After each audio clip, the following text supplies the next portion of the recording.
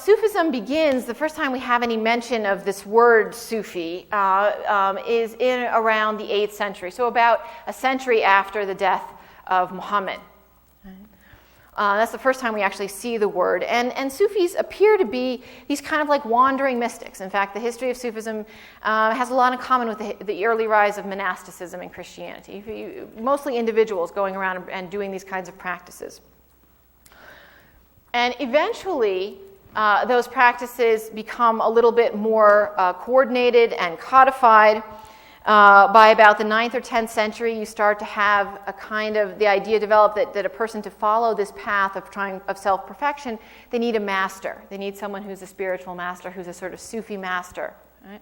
And eventually, the idea develops that you need to take an official oath of allegiance to a particular master as your teacher or your guide. A little bit later, by about the 10th or 12th century, some Sufi ideas and practices and ideas start to become written down in theoretical works. And by the time you get to the 13th or 14th century, you actually have Sufi orders that are in some ways like monastic orders, but in other ways very different. In other words, Sufi orders would develop certain collections of practices that people would do. Prayers that they would say, extra prayers that they would say, and those prayers would then be sort of part of the path to developing these kinds of virtues. But of course, that is something that would differ slightly from one group to the next. Now, some of those practices involved poverty and asceticism. In rare cases, celibacy. Not totally rare, but some rare cases, celibacy.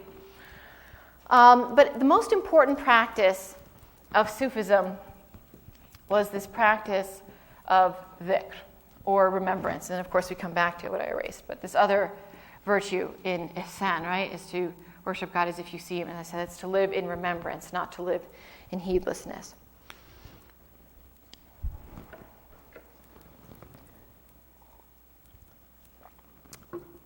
Okay, so Dhikr, or remembrance, for someone who is a Sufi, has different meanings.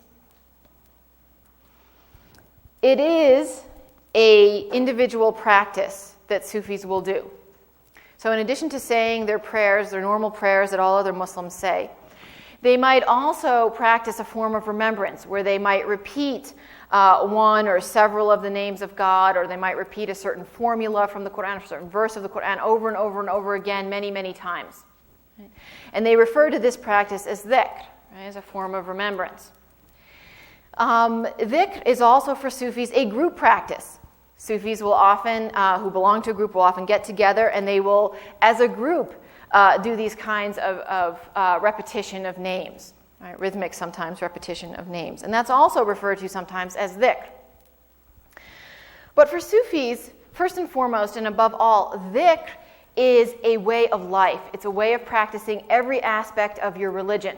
Because for a Sufi, all religious practice is about remembrance. That's it. God doesn't need you to pray to Him 5 times a day, but you need to pray. Right? It's your way of remembering. Right? Giving charity is your way of remembering that what you have doesn't belong to you and that you need to give it to somebody else, that it ultimately belongs to God. Or making Hajj is a form of remembrance.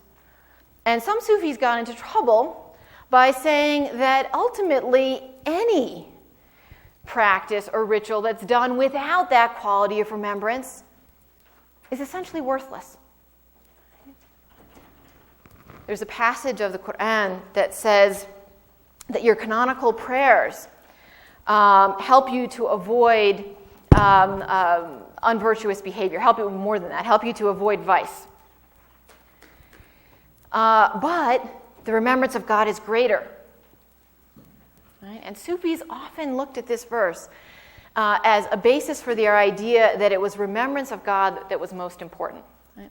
And there's a story that Sufis tell about, it was Friday, and on Fridays, of course, all Muslims are supposed to go to congregational prayer.